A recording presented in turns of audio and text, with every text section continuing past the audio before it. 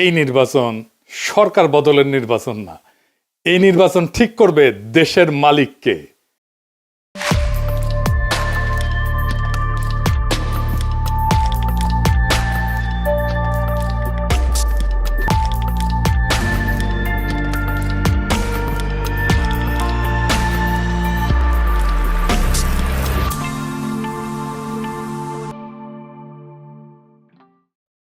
এগারো দলের নির্বাচনে ঐক্য হয়েছে, আলহামদুলিল্লাহ।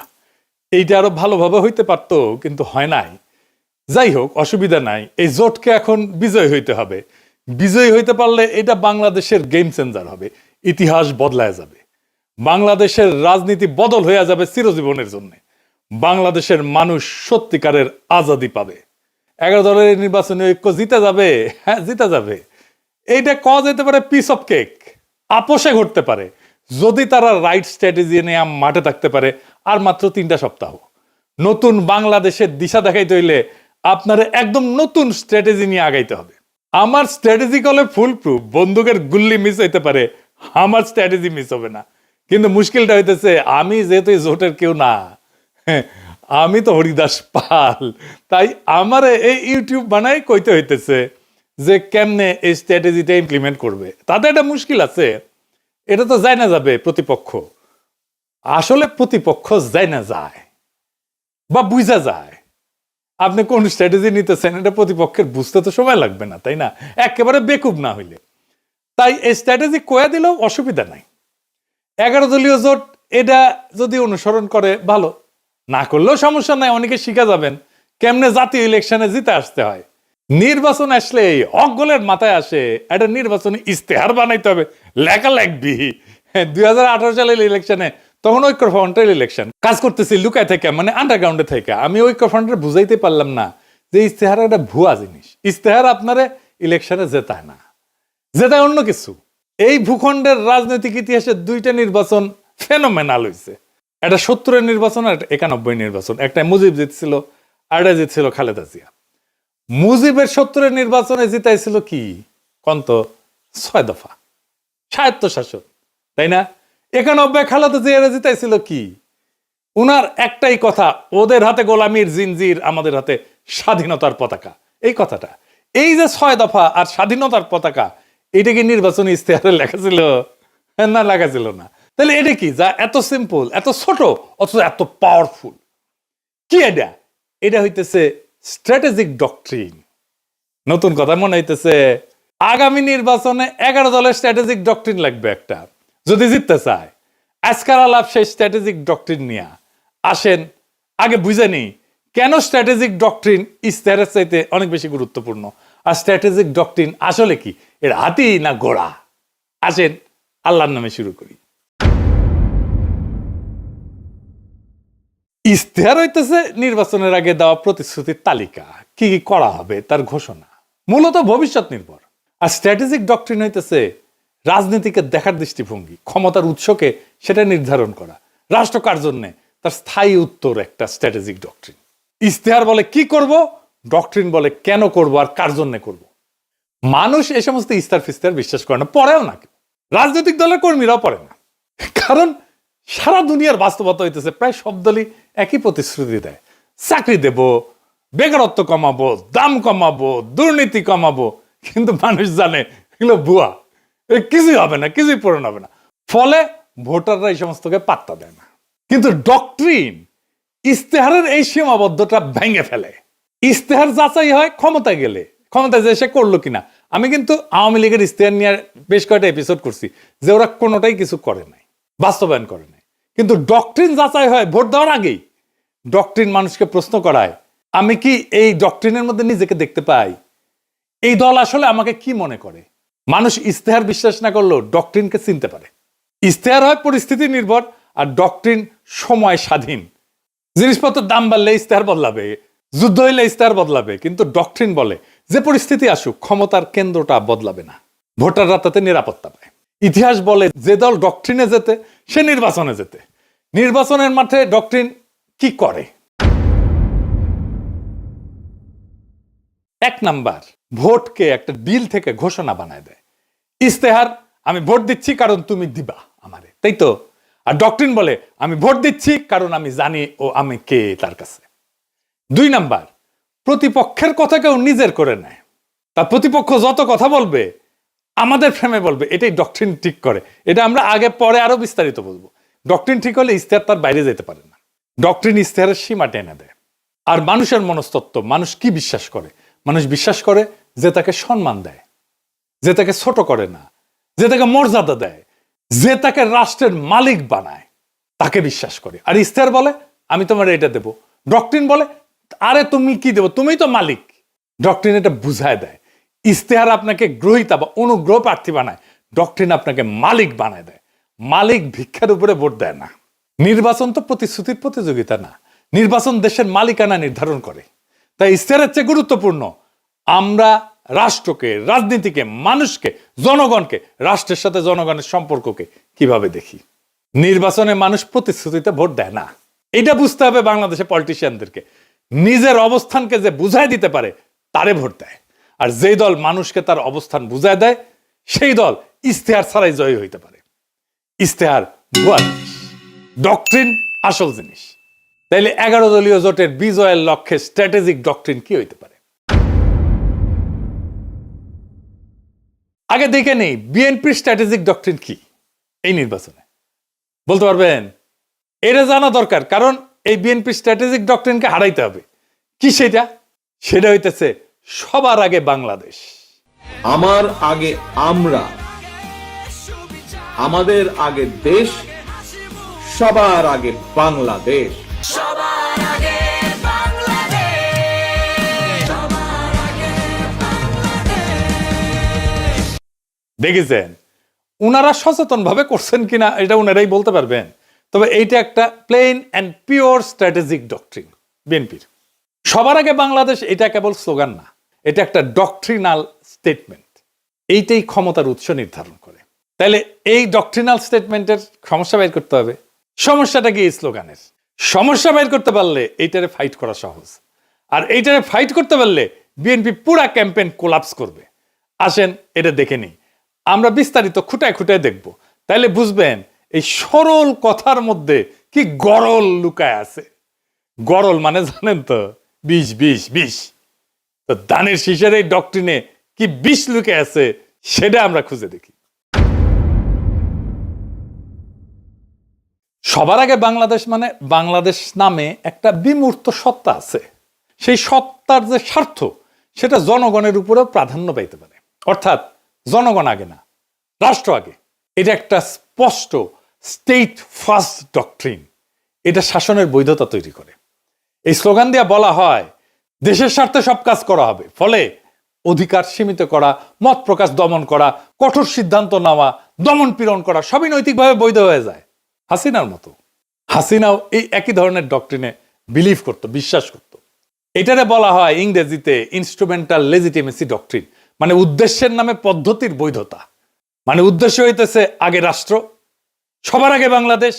সেই জন্যে ওই সবার আগে বাংলাদেশকে রাখার জন্য যা যা পদ্ধতি আমি অ্যাপ্লাই করব সব বৈধ, সব সহি।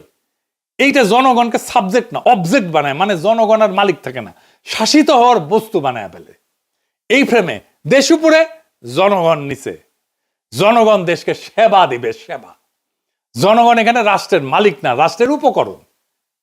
এইটাকে প্যাটার্নালিস্টিক ডক্ট্রিনও বলা যায়, মানে অভিভাবক সুলভ শাসন ডক্ট্রিন বা অভিভাবকত্ববাদী রাষ্ট্রনীতি। এটা মানে কি?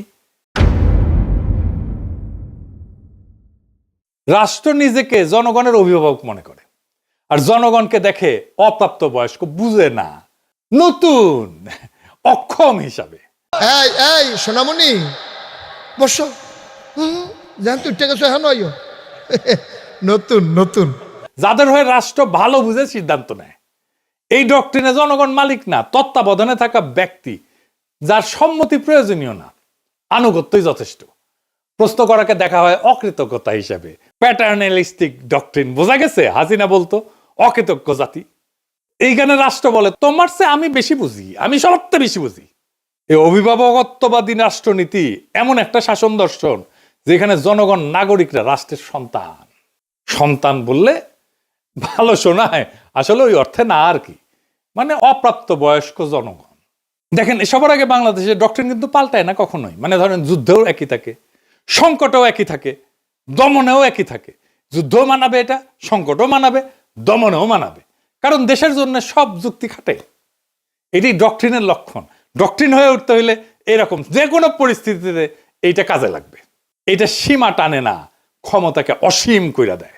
এই স্লোগানে কোথাও বলা নাই কি করা যাবে না, জনগণ কখন না বলবে, ক্ষমতার সীমা কোথায় বলা নাই। ক্ষমতা নিজেই তার সীমা ঠিক করে। এটা আনচেকড সোভার্নিটি ডক্ট্রিন, সীমাহীন সার্বভৌমত্বের ডক্ট্রিন। এইটা নিয়ন্ত্রণহীন সার্বভৌমত্ববাদী রাষ্ট্রনীতি। রাষ্ট্র নিজেই নিজেকে চূড়ান্ত ক্ষমতার উৎস মনে করে, যার উপরে জনগণের সম্মতি, জনগণের জবাবদিহিতা চাওয়ার অধিকার, এমনকি জনগণের এটা সীমা ঠিক করে দেওয়া, এটা কাজ করে না। এই ডক্ট্রিনে ক্ষমতার উপরে কোনো কার্যকর নিয়ন্ত্রণ থাকে না। রাষ্ট্রের স্বার্থ সব প্রশ্নের ঊর্ধ্বে। নাগরিক অধিকার এখানে শর্ত সাপেক্ষ হয়ে যায়। রাষ্ট্র বলে আমি সিদ্ধান্ত নেব, সীমা আমি ঠিক করব, তুমি কোন তেজপাতা, তুমি কোন। তার মানে সবার আগে বাংলাদেশ কোনো আবেগী স্লোগান না, এটা এমন একটা স্ট্র্যাটেজিক ডক্ট্রিন যা রাষ্ট্রকে জনগণের উপরে স্থাপন করে এবং ক্ষমতাকে সীমাহীন বৈধতা দেয়। তাইলে এই সবার আগে বাংলাদেশ এই স্লোগানের স্ট্র্যাটেজিক ডক্ট্রিনকে হারাইবেন কেমনে? এই প্রথম কৌশল হইতেছে এটাকে আক্রমণ করা যাবে না। আক্রমণ না করে হারানো যায়, খুব চমৎকার ভাবে হারানো যায়, অপরূপ ভাবে হারানো যায়, মোলায়েম ভাবে হারানো যায়। কারণ আপনি এটা ব্যাখ্যা করতে পারবেন না এখন কেন এটা খারাপ। আপনি জনজনে ধরে বুঝাইতে পারবেন না, টাইম নাই, কইতে পারবেন না বুঝিস এই স্লোগান কিন্তু তোমার স্লোগান। তাই এইটার কৌশল অন্য। কি সেই কৌশল? এই স্লোগানকে গ্রহণ করতে হবে। আমরা এটাকে গ্রহণ করতেছি কারণ রাজনীতিতে যে স্লোগান জনগণের মনে কিছুটা ঢুকে গেছে, সেটাকে ভাঙা সহজ হয় না, কিন্তু সেটাকে নতুন অর্থ দিতে পারলে জেতা যায়। আমরা এটাকে নতুন অর্থ দেব। তাহলে কি হবে? Counter narrative. কিভাবে আমরা এই কথাটাকে নতুন মিনিং দিতে পারবো, নতুন অর্থ দিতে পারবো?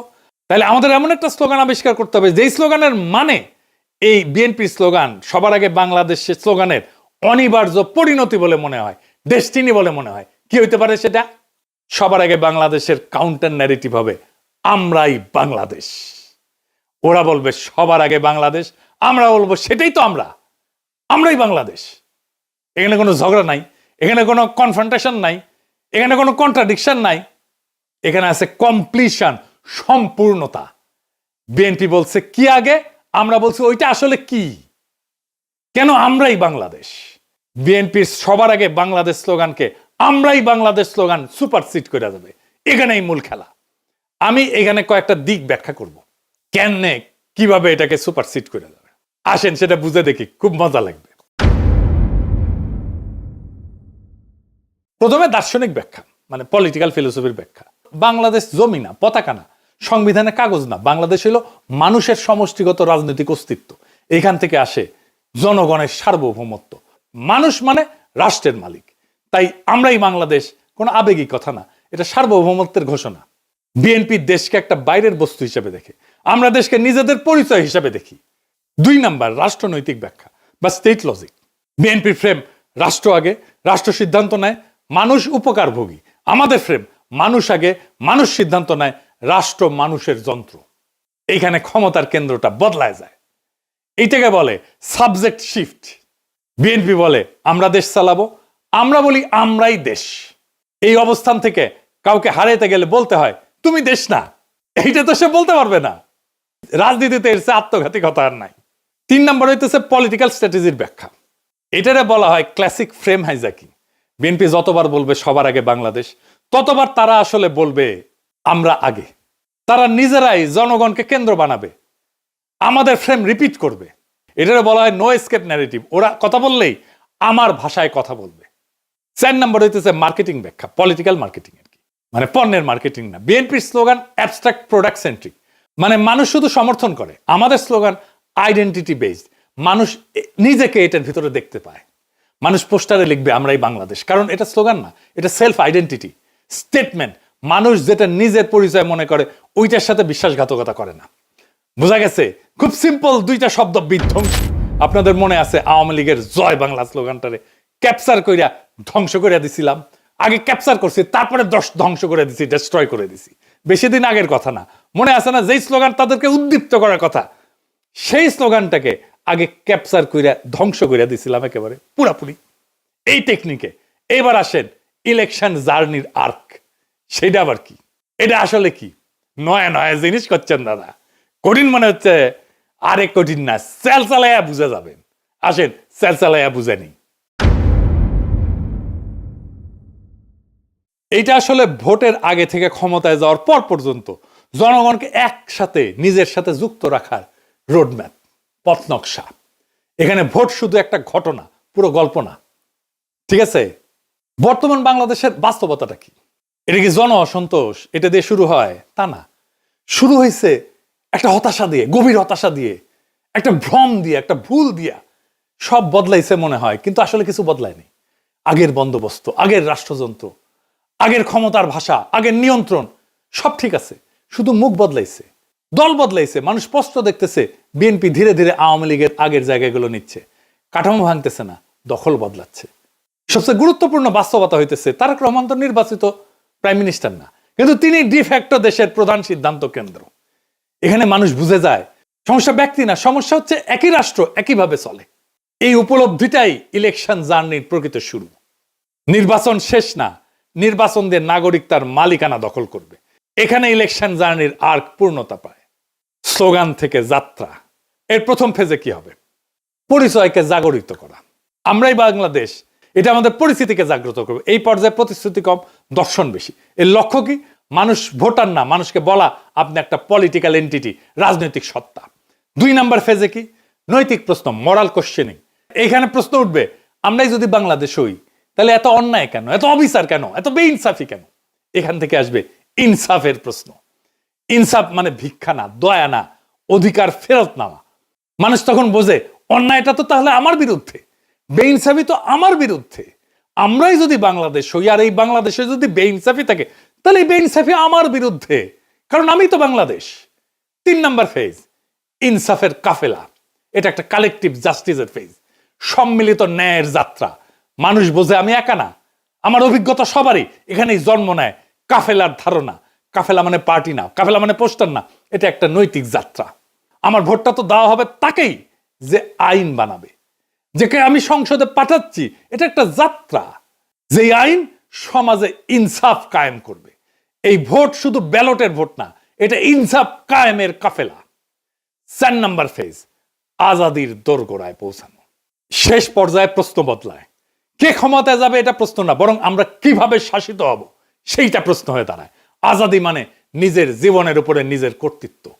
এখানে নির্বাচন ক্ষমতার উৎস না, এই নির্বাচন হইতেছে আজাদির দরজায় পৌঁছানোর মাধ্যম। ইনসাফের কাফেলা দিয়ে আজাদির দরজায় পৌঁছানোর মাধ্যম হইতেছে নির্বাচন। তাইলে কেন এই যে সিম্পল মেসেজ আমরা এই বাংলাদেশ, এটা কেন আমাদের জিতায় দেবে? 5টা সিম্পল কারণে জিতায় দেবে। 1 নাম্বার, এটা ঝগড়ার রাজনীতি না। 2 নাম্বার, এটা পরিচয়ের রাজনীতি। 3 নাম্বার, এটা মানুষকে ছোট করে না। 4 নাম্বার, এটা মানুষকে রাষ্ট্র বানায়, মালিক বানায়। 5 নাম্বার, এটা প্রতিপক্ষের মুখে আমাদের ভাষা ঢুকায় দেয়। মানুষ যখন বলে আমরাই বাংলাদেশ, সে আর শুধু ভোটার থাকে না, সে হয়ে যায় মালিক। আর মালিক কখনো ভুল জায়গায় দাঁড়ায় না। এই নির্বাচন সরকার বদলেন না, এই নির্বাচন ঠিক করবে দেশের মালিককে। ওরা বলে সবার আগে বাংলাদেশ, আমরা বলি আমরাই বাংলাদেশ। যেদিন মানুষ এটা বুঝে যাবে সেদিন আর কাউকে জিততে হবে না। নির্বাচন নিজেই নিজের ফল ঘোষণা করবে। সেই দিনের অপেক্ষায় আমরা থাকব 12ই ফেব্রুয়ারিতে। ইনকিলাব জিন্দাবাদ। আমরা কি চাই? আপনি কি চান? আমি কি চাই? বাংলা কি চায়? মাটির কি চায়? শহীদ কি চায়? আমরা কি চাই? বাংলা কি চায়? 24 কি চায়? জুলাই কি চায়? আমরা কি চাই? ইনকিলাব কি চায়? বিপ্লব কি চায়? জনতা কি চায়? মাটি কি চায়? বাংলা কি চায়?